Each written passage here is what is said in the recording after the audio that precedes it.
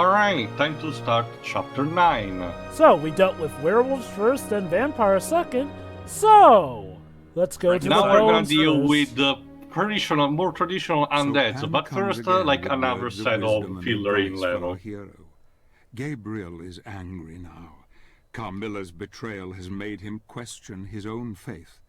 The Brotherhood means nothing to him anymore. Yeah, again, the more it progresses through this quest, the more Gabriel is essentially losing himself.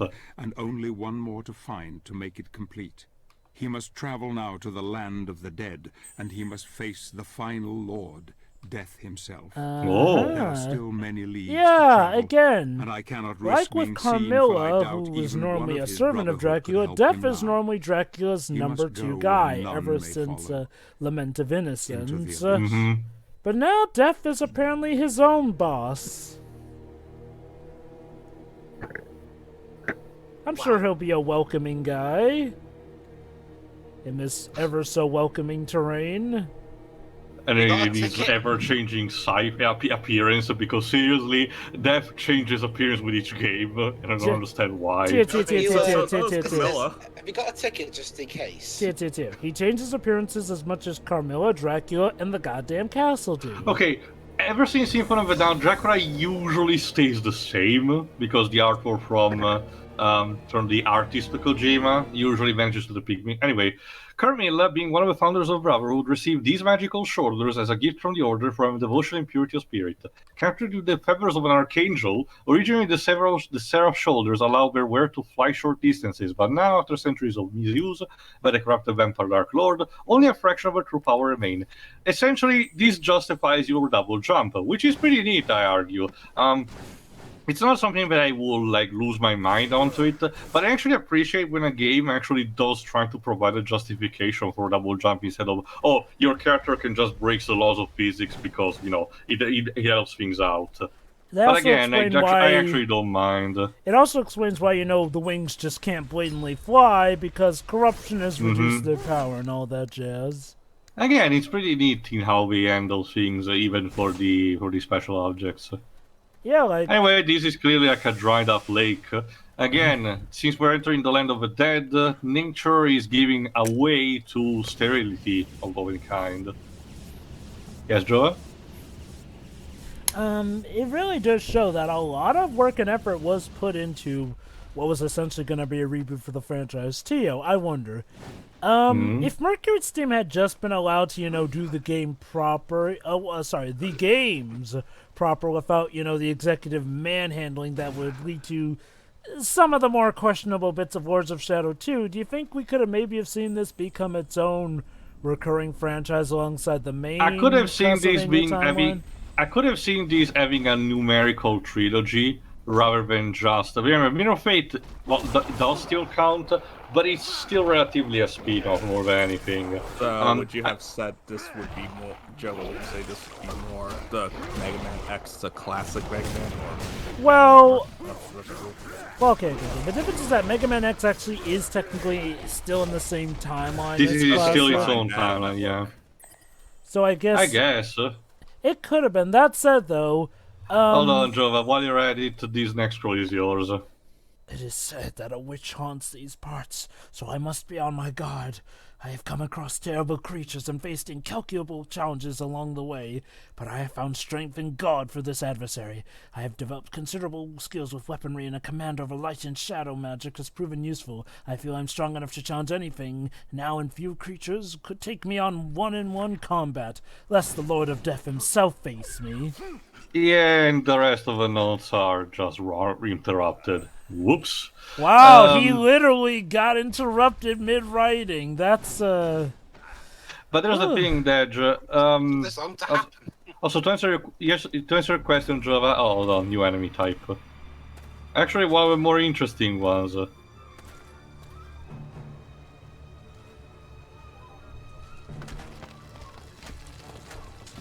Well, okay, it's not immediately. One of the more interesting ones I think will pop up later because he stands.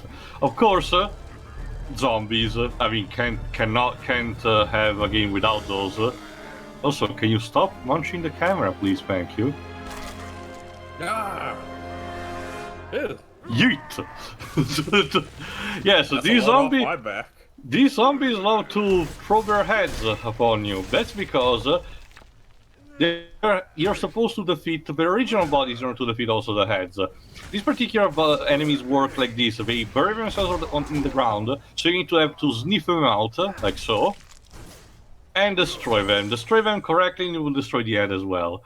These undead creatures are the decapitated remains of Woes from the Brotherhood. Necromancer magic has reanimated them and they prey on fellow warriors who bear arms from the Brotherhood. Using their heads, they can attack at will, beating and tearing their victims. However, it is their bodies that are their weak spots.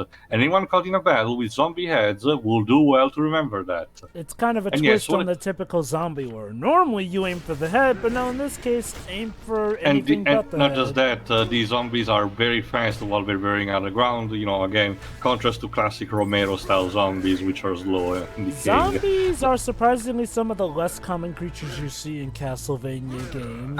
It's more of like the starting enemies usually, along with the simple skeletons. I feel like skeletons show up more than zombies. They do, but mostly because skeletons can be recurring and becoming different variants, like the one throwing the bones, the ones who have to possess a weapon, or the ones that are more equipped with a different armor, like say the lancers. Well, the zombies usually stay the same, but usually they're like the starting kind of enemy in any game. Particularly stuff like say Round of Blood or Symphony of the Night. Anyway, to answer your question, Jova, you have to remember a thing that I think I mentioned, if not my bad, that was said in Madman Muscle's video about the series. For the first game, there wasn't that much executive meddling to begin with because Kojima vouched for the entire team. So basically, he took most of the potential, mandates that Konami was going to throw at them. The only thing that he himself imposed was a change in character design for Gabriel and a couple of things. But Mercury's team obliged without hesitation. It's not like they hated that kind of thing. Yes, Pedro? Yeah. No, if I remember correctly, this game came out in 2010, right? Yes. Go on, Pedro. Why not? Well, yeah, Cabras wander these parts. I must warn the Brotherhood. The pesky creatures do nothing but steal relics and play stupid games. We have more important things to do than partake in true games. We have to save the world from the Lords of Shadow. Roll credits. The dead walk the earth and the land suffers. I suggest we kill the chupacabras once and for all and wipe their existence from the face of this world. They're not even true chupacabras. They're fakes. This will be God's work. Gee, okay, I get it that, chupacabras are annoying, but don't have to be an asshole about it. I guess the chupacabras... Yeah. Hashtag not my chupacabras. I guess you didn't like that Scooby-Doo movie. Oh, I love that one. Oh, they did their own take on the creature? Yes. But the game came out in 2010. That's the thing too. As you can, and you can see this in the Kojima Konami debacle retrospective by Stop Skeletons Fighting. Back in 2012 too, that's when Konami had a new change in executives of Konami Digital Entertainment, and they had, because of some lackluster sales in a lot of their console games, and what became very successful for them was a new mobile game they had. I remember that. Yeah. It's also... And that's when Konami decided to think, you know what, mobile and pachinko, that's where our shit is at. Again, and by the time Mercury's team was developing Lords of Shadow 2, Kojima could not vouch for him anymore because he was too busy working on MGS5 as a result. So sadly, he could not actually shield them from the executive mandates, which instead actually hit them in full force by that point. Well, that's the thing too. By that point, he himself was also struggling against Konami's executives. So even he would be able to salvage whatever trouble the second game came across. I still really enjoy Lords of Shadow 2, and you will be able to see when we get to that. But it cannot be denied that there was a clear difference in management, and it's a bit noticeable in the final product. Not only that, it feels like Lords of Shadow 2 was supposed to be the end. Like Konami were deciding, by the way, this also needs to be the end of the franchise because on the one hand, it does get a conclusive end, so it No, at least... it does not, Jova. It literally... Okay, I'm spoiling just a bit right now, but it literally ends with a kind of a winking at the player moment, and it says basically who knows what's gonna happen. I always got the sense that that was at least a conclusive end, given the characters and their stances and whatnot. Oh, by the way, you totally need to play Mirror of Fate to get what's going on. Not really. Well... This is one of the things I disagree with Man Muscle, because at the very beginning, Lords of Shadow 2 provides a very extensive recap of the events of Mirror of Fate, so you don't need to play that. Yeah, And it's not even like in a text form, but you actually need to look out. It's literally the beginning narration. I would argue that if you want it given coherently, you still need to play Mirror of Fate, but okay, technically, yes, it does give that recap. I just don't think it's really a... Okay, it's kind of a sloppy recap, let's just say. Like, let me put it like this.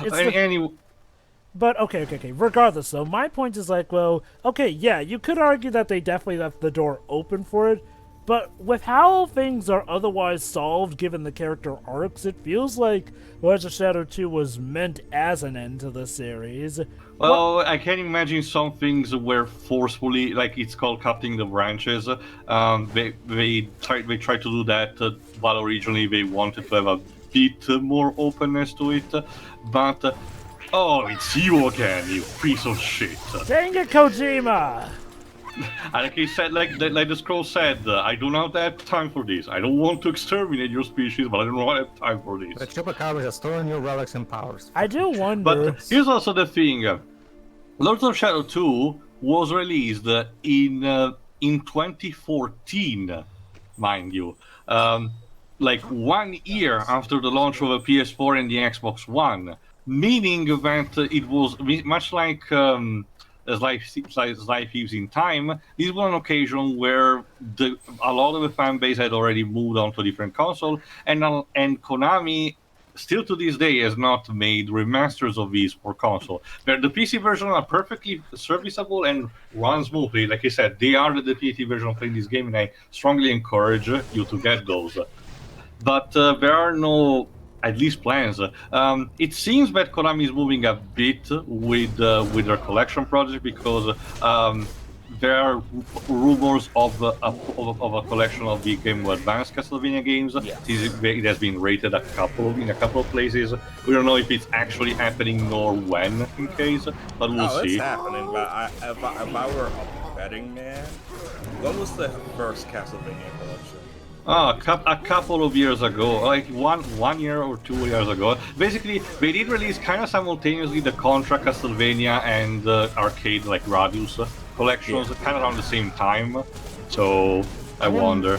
I wouldn't be too confident with Konami doing Lords of Shadow collection themselves. If a developer, remember, because Konami themselves has said that they're out for licensing their stuff to other developers. If an outside company pitches them an idea, oh, we'll do it ourselves, just let us do it, then yeah.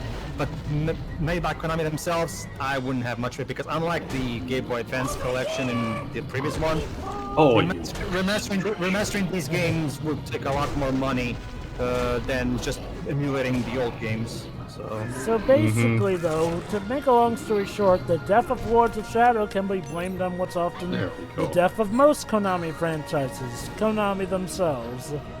And it was also more a combination also for timing, because again, if there's something that is being shown over the years, this is how Mercury's team puts a lot of passion in the things they do.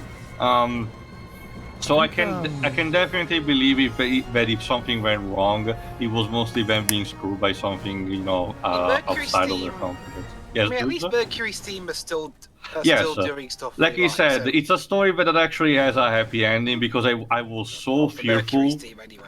Yes, I was so fearful because, again, last year's December, they had part of their stocks, I think, being purchased by like a northern film company that has nothing to do with video games. And I was like, oh no, they're gonna do the same. They're gonna have the same fate as Double Helix. But no, at least so far they seem to be on a better track. I Thanks to wonder, Nintendo. maybe Nintendo will buy them. Yeah, I did mention a couple of times. I just really hope Nintendo actively buys them and puts them into doing 2D Metroids, 2D classic Metroids, because they seem to be specialized in that. Let's see how well Dread does. To cut a long story short, the actual developers of this game went on to survive Konami's little debacle in the mid-2010s. Konami themselves became the villain. Kojima kind of got screwed over, although wasn't exactly wholly saint-like in and of himself, and everyone knows the rest. I think Gears of War Judgment was also a game that suffered from being released in 2013 on the Xbox 360. Let me look at the sales. Anyway, yeah, I'll give Nintendo this. When they do buy a company, I can at least be sure that they'll use that company to its proper strengths. Also, Dej, I know that there have been a bit of division over, like, say, the controls, for example. Hold on, Dej, while you're ready, go ahead with this scroll.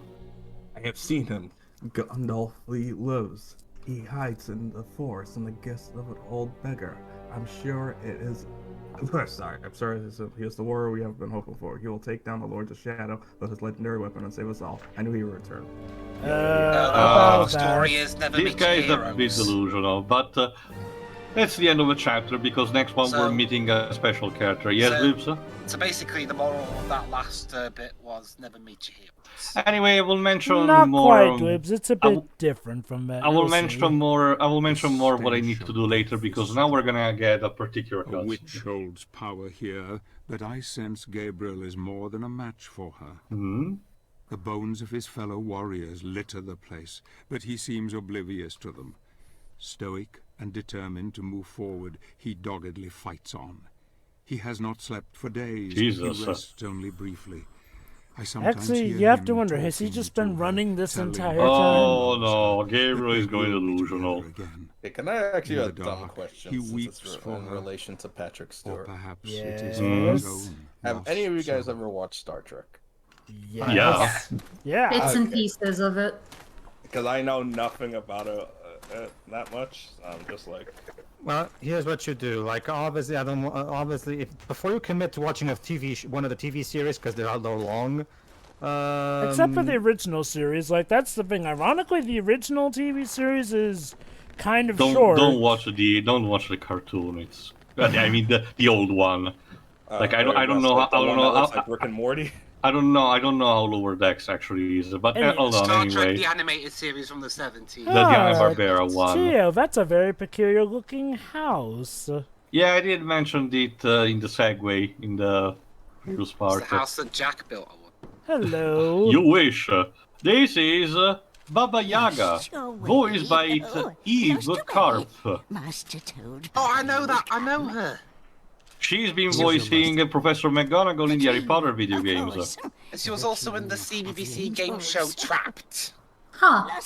She has done a lot of video games What, you recently. seen that, Shiri? Well, Tio, I'm sure Baba Yaga will be all nice and helping. I've not watched it, but I heard of it. She actually was in Batman Magnificent Joe. She was only in the first series, but basically, Trapped was a children's game show where a bunch of children are sent to the top of a tower, and on each floor they have to try and win a game. But whoever is suspected of being the saboteur, the one Eve Karp, please get in season 1, that her character chooses through their earpiece to try and sabotage everything, is voted for, they could end up getting trapped on that floor and being stuck there forever and ever and ever. Locked. So yeah, here's the deal. Baba Yaga wants to be beautiful because, as you can see, that's a face that only a mother could love for the time being. So she needs Gabriel to gather a particular key that sits right here in the village.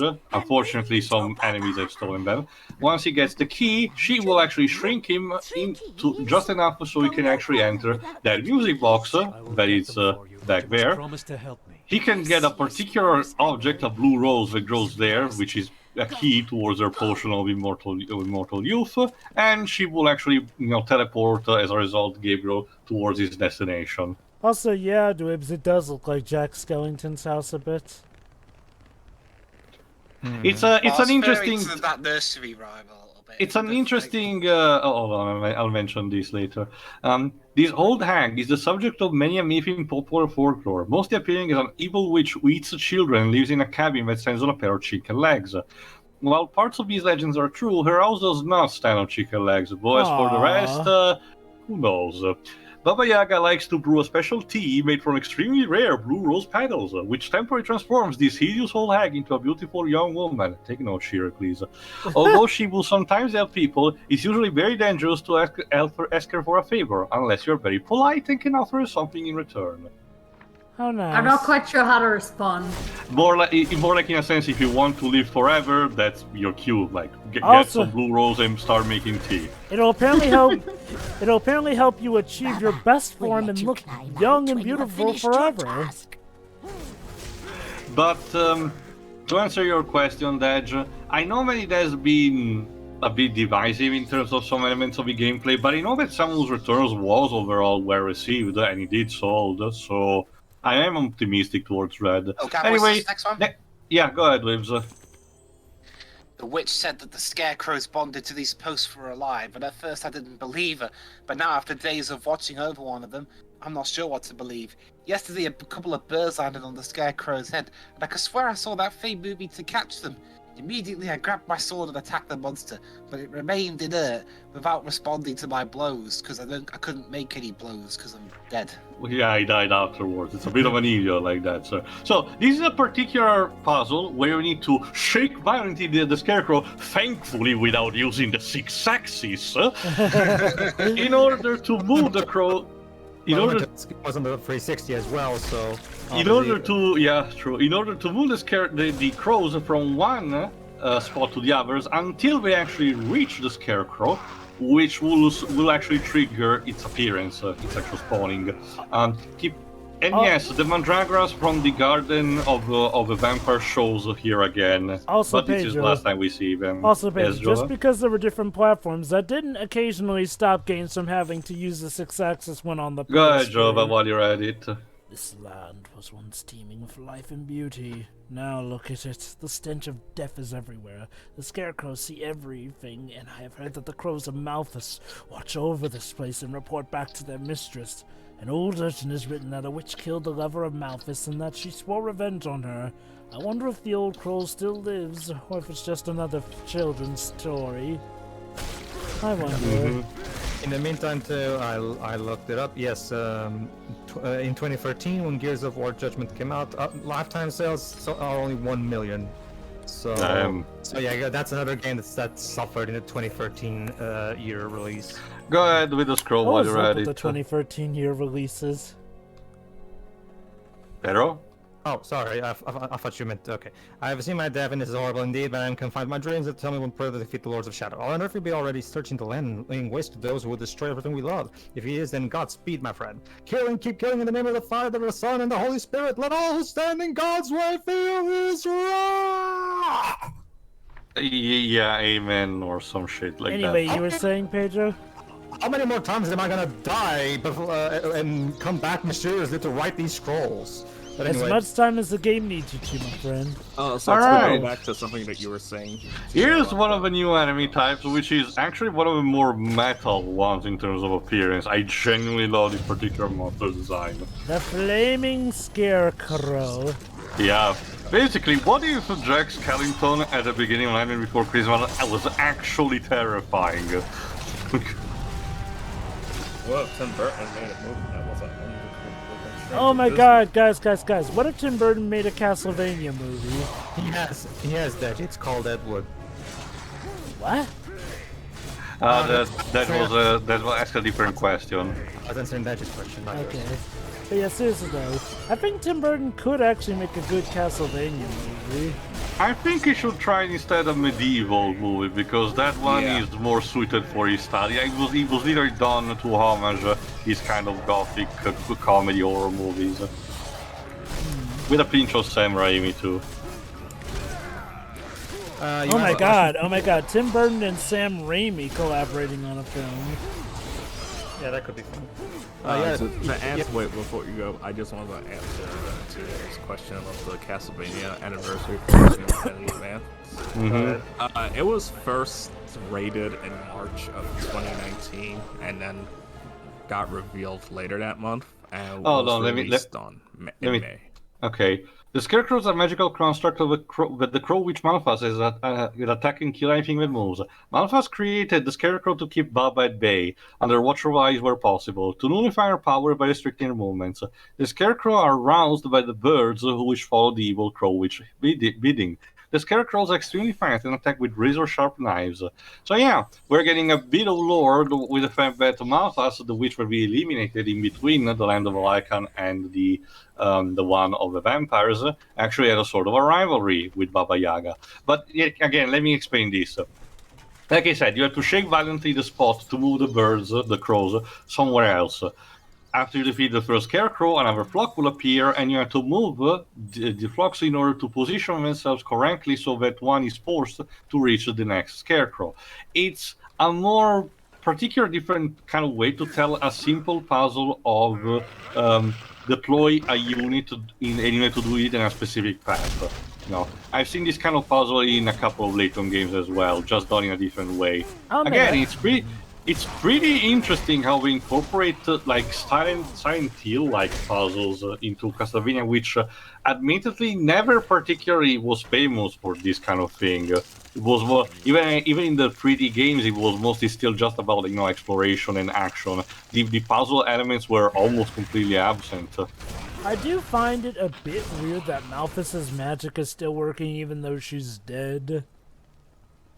That's because it's kind of like when a creature dies, but their children are still alive in some capacity. Anyway, you want to test? Yeah. What exactly was up with 2013 releases? Well, that's the thing, Joe. But it's more okay. To be fair, it was a lot of times it was actually kind of a result of poor timing, and accidental poor timing. Because remember, a lot of times these games that came out in 2013 started development like in 2010 or even earlier. So it's not like the developers intentionally did it to screw over the game, or even noticed. Like it was most likely just one thing. Well, we're in 2010.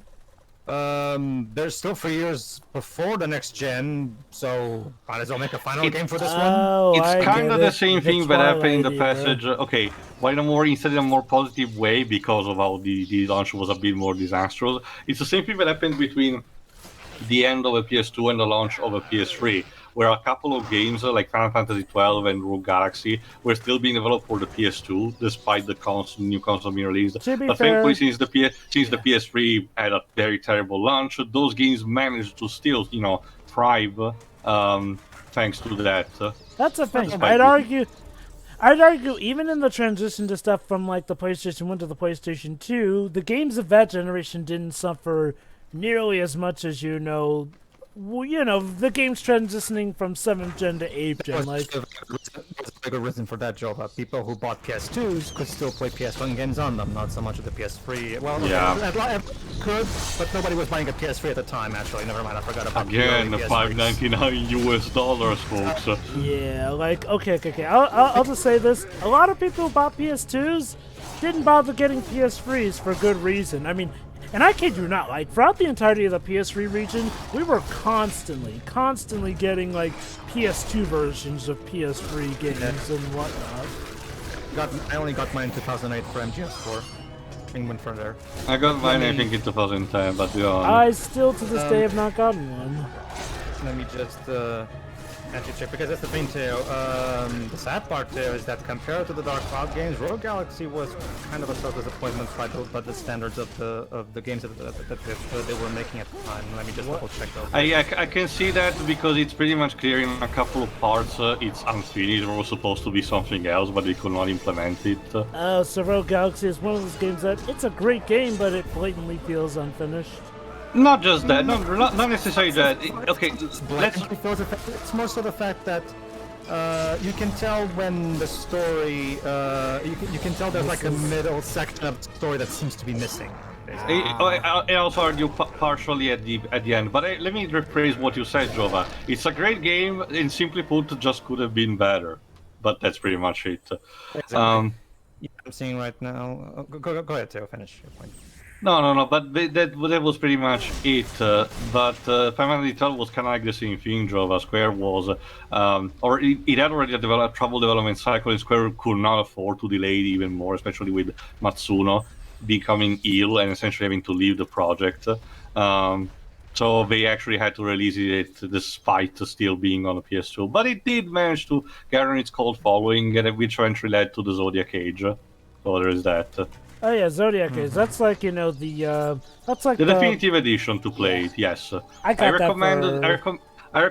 Okay, I don't know if it happens on the PS4 Pro, but the PC version actually runs at 60 frames per second. So if you're curious, Jova, you want to try that. I either got it on. I think I already have it on either PS4 or Nintendo Switch. Trying to remember. Again, just being in 30 frames is technically fine, but if you want an even better experience, there is an alternative. Oh yeah, absolutely. Final Fantasy XII, the Zodiac Age. And thanks to its recent updates, all versions are basically on par with their quality of life improvements, meaning that you can customize a bit the way you do the new class system, what introducing the International Zodiac Job System. That was the name of a complete version in Japanese.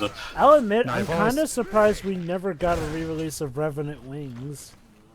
No, Revenant Wings wasn't exactly a game that set the world on fire. It's not even that, Pedro. This is simply the thing, Jova. If it was going to be released, it should have been like remade from the ground up, because it's honestly, aside from the character portrait, it's an honest to God one of the most low poly sprite games that are on Nintendo DS system. It genuinely feels at multiple points like a Game Boy Advance game. You want to know the ironic thing though? Is like, for what it lacks in visuals, it is definitely a much better story than the original 12. No. I will strongly disagree on that. Sorry. In the sense of at least it's perfectly fine as a sequel to it, as a complimentary of Limited of Ivalice, but no. Sorry. Okay. Let me rephrase. It does a better job actually convincing you that Bartz is supposed to be the main protagonist. Sorry, Vaughn. Bartz is the protagonist in Final Fantasy V. But, that's also the thing, Jova. Again, the situation is kind of similar to the one of Final Fantasy VI for 12, where despite having, I was mostly thinking, okay, with 10 you can definitely see that Yuna is supposed to still like be the real main character. With 12 and 6, you get the idea that your party feels homogeneous enough that there's no one that takes over too much the other. Sure, you can argue Terra a bit for 6, but ever since after the events of the floating continent, the halfway point, you can argue Celes tends to be on equal footing, and Terra really does become kind of like a footnote, unless you actually actively try to search for her. But seriously, I'm saying this not necessarily as a weakness to say that, sure, 12 did add a trouble development cycle, and despite that, we're pushing Van as the face of the game for most crossovers. But I still do believe the party feels relatively organic enough to be on equal footing. The only one who generally feels as if she has the least to talk about is Penelo, and even then the developer did mention in interviews that they had the stuff to plan for her, especially regarding her family, but it was one of the things that they had to cut out. That is sort of my point.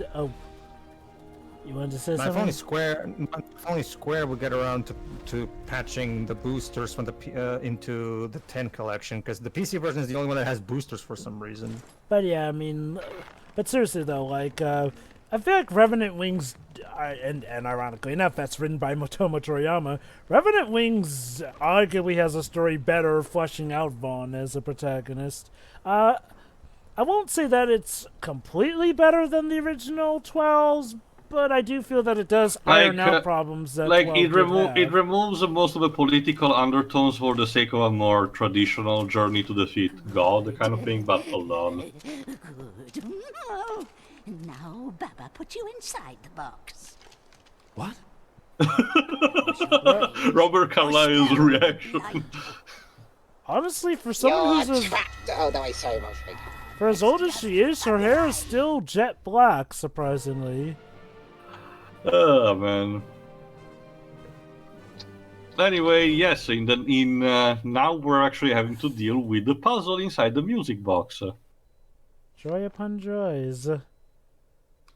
The old hag has cast a spell on Gabriel, making him very small. Oh dear. Small enough to enter the music box and retrieve the blue rose she What, are we so in that Matt obviously Damon film now? desires. Downsizing. This old witch has me nervous. Same energy. Something she said has filled me with She disquiet. has been contacted by She someone who mentioned calls himself the King of the Angels. I wonder who this I'm person sure can I be. heard her correctly.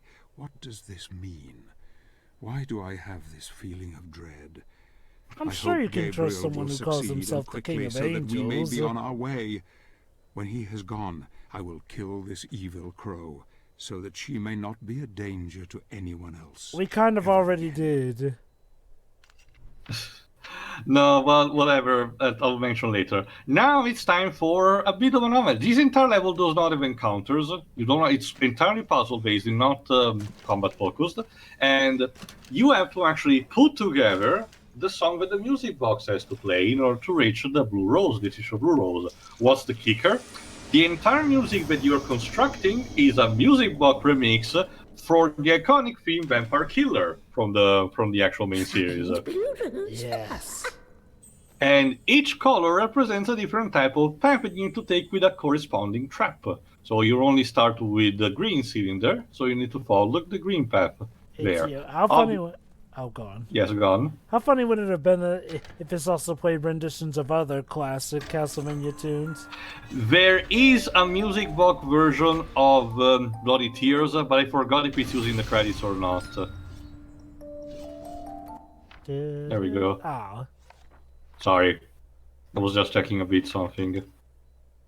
Yeah. Music box Mark III, operating instruction. For servicing, you can control the mechanism inside the box using the central machine. When moving through, place the cylinders and remember to check the decoration in each corridor before using the cylinders. For safety reasons, keep children away from the music box Mark III. I mean... Dangerous the music box is. Again, give you credit to Oscar and everything. Even for the remixes, it's pretty good. Yeah. Mm-hmm. There you go. And you need to utilize your gadgets in order to proceed. There you go. In this case, the Cyclone Boots. When you get to the next corresponding cylinder, use the glowing pattern to return to the starting point.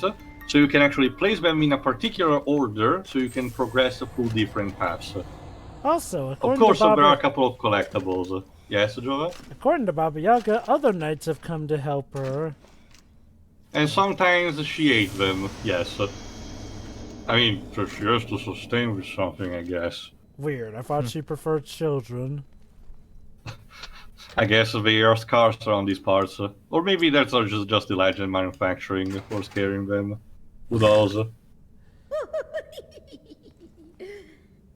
Alright, let's begin.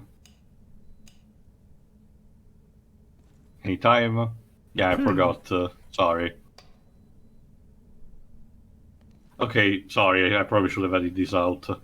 Well, might as well tell you to basic. Ah, there we go. No, go ahead, Pedro. Oh, okay.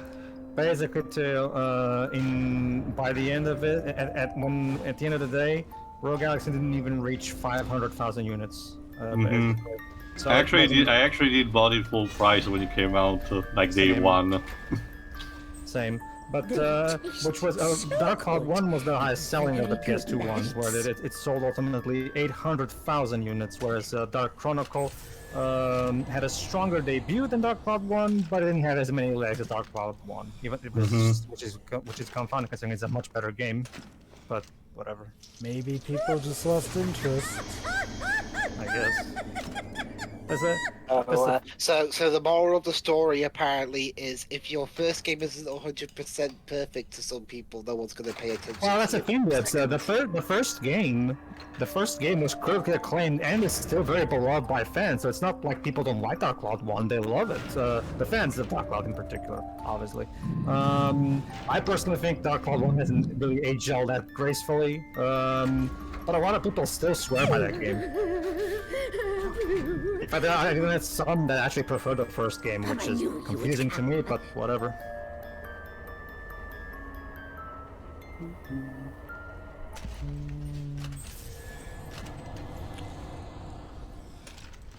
Also, I hope Gabriel is feeling right, considering he's getting teleported all over the place. I'm actually wondering how much John. Well, I mean, it's not. Well, it's considering not it- being bounced around time without a capsule like it. Considering it was released so it'll be only in North America outside of Japan, I'm not guessing that much. Probably not. Like, I know we're beating a dead horse at this point, but I genuinely don't understand why you make a game centered around the 100-year war and you don't even release it at least in France. Have the courtesy of that. Some video game companies can be baffling that way. Like, I mean, even if you're afraid of having to translate it in multi-5, I'm pretty sure there are enough people who understand languages, or hell, just subtitle them. Hell, I would prefer, okay, it's not ideal, but if you're gonna go that route, at least I would prefer you to do what Capcom does with its attorney, just leave it in English, but still release it over here. I mean, That too. Yeah. Like, you're used to a couple of games that are actually not even in multi-5 text. That's still preferable than not at all. Yeah. Definitely. As for Jeanne d'Arc, I can't seem to find sales figures on Jeanne d'Arc.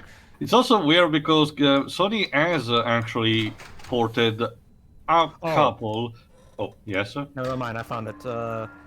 What's the damage? Okay, basically at the end of the year, it only sold 68,000 copies, so not Jesus. much. It's weird because the PSP was rocking with the tactical RPG genre.